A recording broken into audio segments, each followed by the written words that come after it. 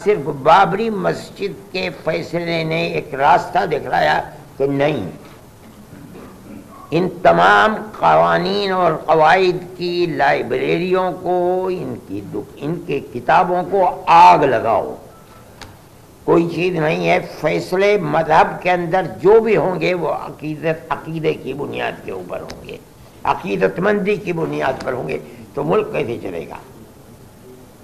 یہ تو ایک تصور یہ دیا جا رہا ہے کہ جہاں بھی اکثریت اس ملک کے اندر اپنی عقیدت کی بنیاد کے اوپر کسی مسئلے کو لائے گی، وہاں حقیقت اور ثبوت و شواہد کو نہیں دیکھا جائے گا، بلکہ وہاں یہ دیکھا جائے گا کہ اکثریت کی عقیدت مندی کیا چاہتی ہے، جو چاہتی ہے اس کو پیش کر دیا جائے گا، تو ملک کیسے چلے گا؟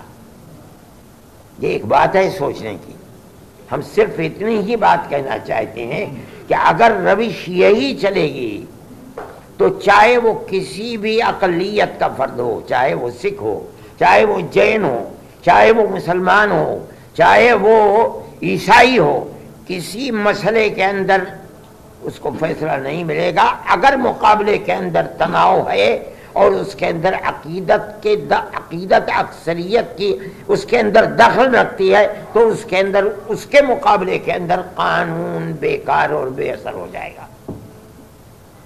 یہ بات میں ہی نہیں کہہ رہا ہوں، سمجھدار اور بڑے بڑے وکلاء یہ بات کہہ رہے ہیں کہ اس فیصلے نے بابری مسجد کے جو راستہ کھولا ہے کہ عقیدت کی بنیاد جب کبھی مقابلہ ہوگا تو قانون اس کے مقابلے کے اندر ہیج ہو جائے گا، تو پھر لا آپ پڑھاتے کس لیے ہیں؟ لائبریریوں کے اندر آپ کے ہزاروں کتابیں کس لیے رکھی ہوئی ہیں؟ ان کو آگ لگا دیجئے۔ یہی مسئلہ ہے۔